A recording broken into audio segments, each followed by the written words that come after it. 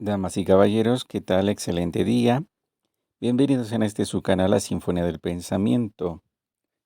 Su servidor y amigo Isaías Cipriano les da la más cordial bienvenida. Hoy en esta mañana, damas y caballeros, tengo para todos ustedes el gusto, el agrado de presentar Introducción a la historia comparada de las religiones. Introducción a la historia comparada de las religiones del autor A. O. James. El maestro James es profesor emérito de Historia y de Filosofía de la Religión en la Universidad de Londres. Entonces, el día de hoy vamos a presentar este título que originalmente apareció en 1969, Comparative Religion, 1969, del maestro James. Vamos a basarnos en la obra publicada en 1973, la traducción hecha por Ediciones Cristiandad en Madrid. Muy bien, damas y caballeros, pues vamos a acercarnos a uno de los temas más apasionantes de la historia humana. Este gran tema que tiene que ver con el estudio de las religiones. Y para ello, pues bueno, vamos a valernos de un gran especialista, de este británico, del maestro James. Historia comparada de las religiones. Esta es una introducción. Vamos a ver qué nos dice James. Los problemas que se plantean en el estudio de las religiones superiores son muy distintos de los que surgen en relación con los cultos más rudimentarios y presuponen diferentes métodos. Sin embargo, entre el pensamiento y la práctica de los pueblos civilizados, por una parte, y por otra, las costumbres y creencias subyacentes, que han desempeñado un papel determinante en la configuración de los resultados subsecuentes, no puede establecerse una separación absoluta. Como podemos escuchar, aquí James nos está dando dos datos sumamente importantes. El primero de ellos nos dice que sin importar si se trata de una religión superior o de una religión emergente, rudimentaria, elemental, no por ello quiere decir que vamos a aplicar los mismos métodos de estudio. Por otra parte, nos dice también James algo que es fundamental. No puede haber una separación tajante y absoluta entre un mundo y otro, por mucho que parezca que hay años, décadas, siglos de separación. Ahora bien, el especialista Robertson Smith nos dice: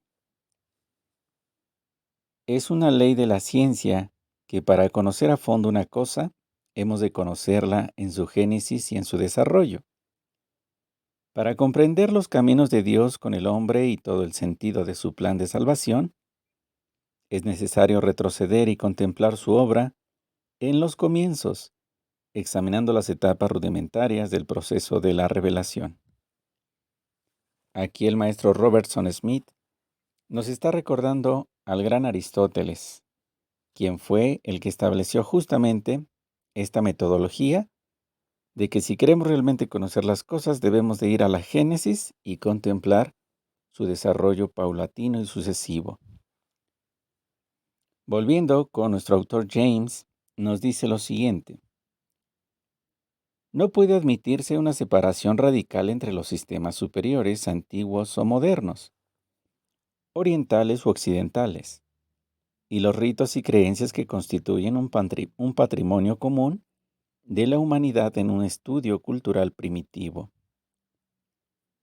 Repito, no puede admitirse una separación radical entre los sistemas superiores, antiguos o modernos, orientales u occidentales, y los ritos y creencias que constituyen un patrimonio común de la humanidad en un estadio cultural primitivo.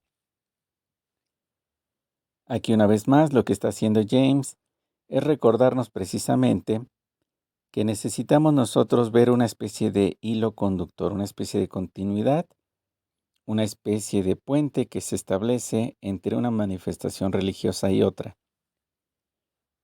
Particularmente yo me adhiero a lo que he llamado la metarreligión, y la metarreligión justamente busca tomar en cuenta los mejores frutos, los frutos más acabados de todas las religiones conocidas en el mundo hasta este momento y las que se vayan sumando, pero siempre buscar que lo que estén presentando sea lo más acabado, lo más elevado, lo que de alguna manera lleve a nuestra humanidad a una comprensión, a una tolerancia mucho mayores, a un progreso mucho mayor.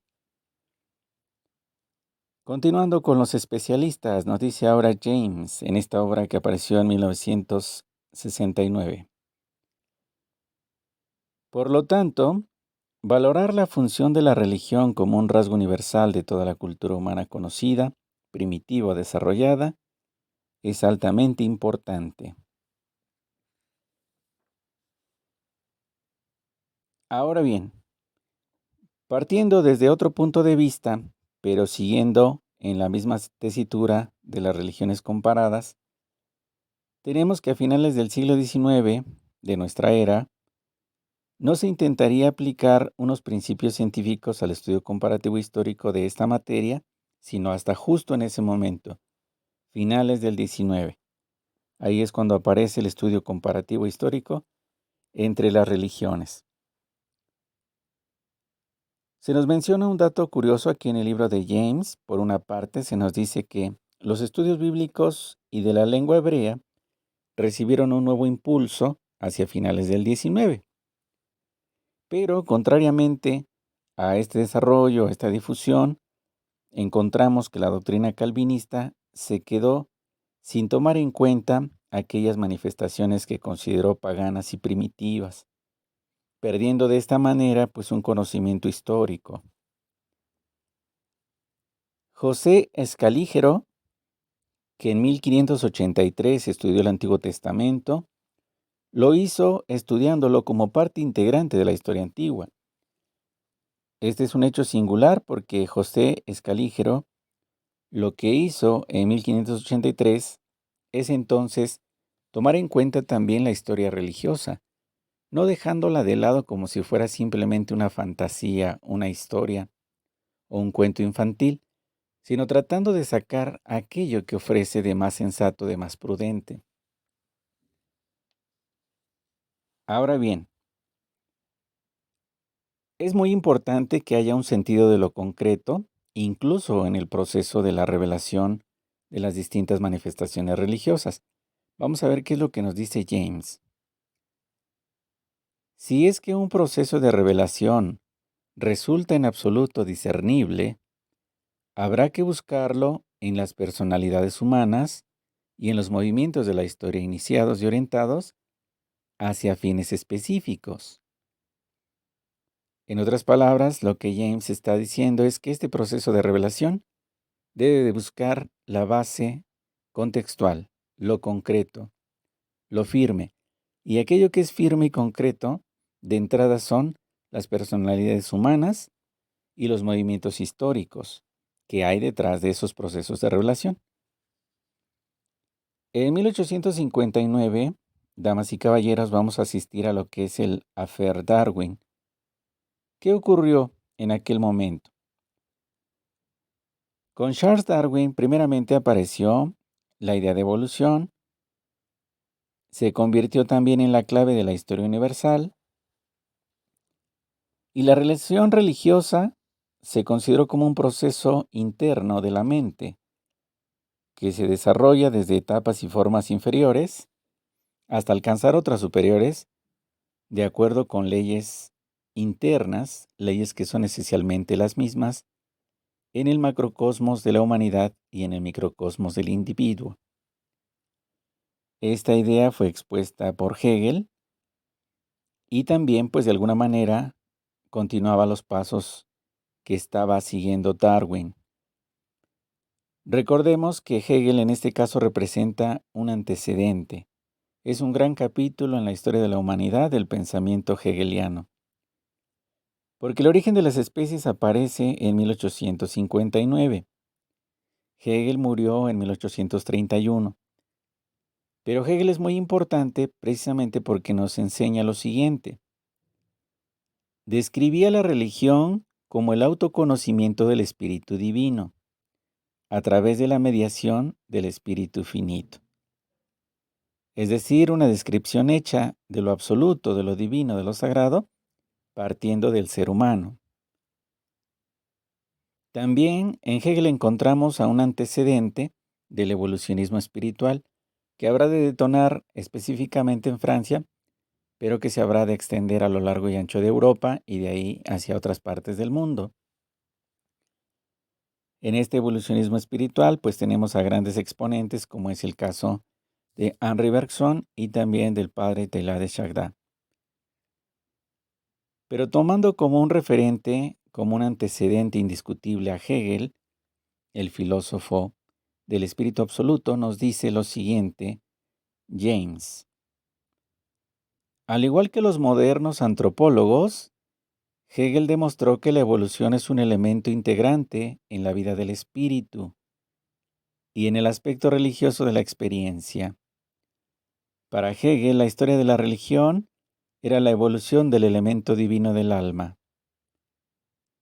Repito estas últimas líneas. Para Hegel, la historia de la religión era la evolución del elemento divino del alma hacia una superior autoconciencia y desde este punto de vista expuso los pasos del desarrollo de las religiones.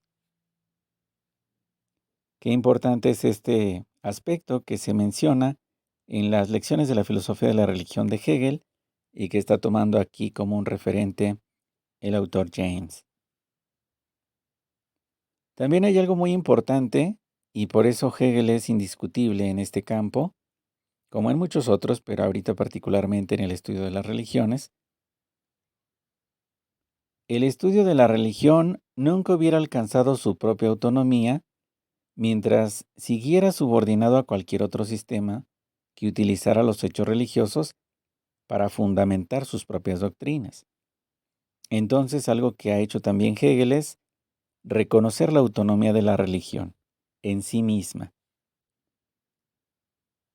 La ciencia y la religión, ya con Charles Darwin en 1859, va a pensar que detrás de las religiones, de las manifestaciones religiosas, se encuentra algo que no tiene que ver solamente con la superstición, que no tiene que ver solamente con lo primitivo, con lo animista o con lo que algunos consideran retrógrado, sino que nos dice Darwin, las producciones del espíritu humano, tal como se expresan en la organización social, en las sanciones morales y legales, en las creencias mágicas y religiosas, pueden ser objeto de un tratamiento científico. Y entonces ahí habrán de aparecer, ya con el fluir del tiempo, la antropología cultural, la etnografía, la antropología simbólica, desde luego la arqueología, la prehistoria, la historia antigua, etc.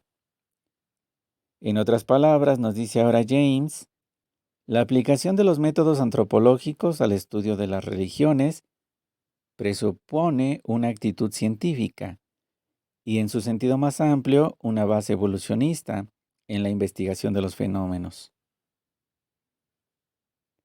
Entonces nos está importando el problema de los orígenes, aquellas que parecen ser raras cualidades, y aun cuando sabemos que siempre habrá lagunas amplias y espacios vacíos, es importante hacer este recorrido. Nos dice James, a falta de toda noticia positiva que nos oriente, lo más que se puede hacer, lo más que puede hacerse es juntar los pocos fragmentos que ofrece la arqueología e interpretarlos con la ayuda de las costumbres y creencias que han sobrevivido en los rincones más apartados del mundo, muy lejos de los grandes centros de la civilización, entre pueblos culturalmente estancados que parecen haber cambiado muy poco en sus hábitos y en sus ideas desde el Paleolítico. Aquí, por ejemplo, para apoyar esta idea de James, podemos recordar a nuestros ancestros mayas, que aun cuando hay distintas vertientes, distintas variables, entre ellos mismos, la etnografía nos ha estado mostrando a lo largo del tiempo que sí, que efectivamente, por ejemplo, los lacandones, que son un grupo más alejado, Ellos de alguna manera conservan, no digo de forma intacta, sus costumbres y creencias antiguas y milenarias, pero sí por lo menos tienen un contacto menos extremo con el mundo científico, el mundo contemporáneo, el mundo de las máquinas y de la alta tecnología. Están alejados de esta situación y eso les ha permitido de alguna manera perpetuar su filosofía ancestral. ¿Qué les parece este libro de A. O. James, Introducción a la Historia Comparada de las Religiones? Esto es la Sinfonía del Pensamiento, damas y caballeros.